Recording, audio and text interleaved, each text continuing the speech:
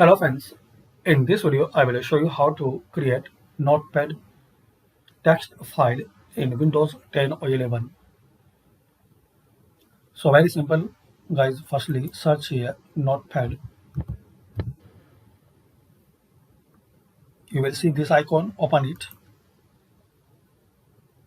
Now type here your text or whatever you want. Then click on file, then save it.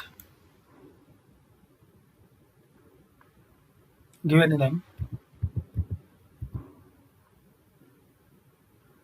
then click on save.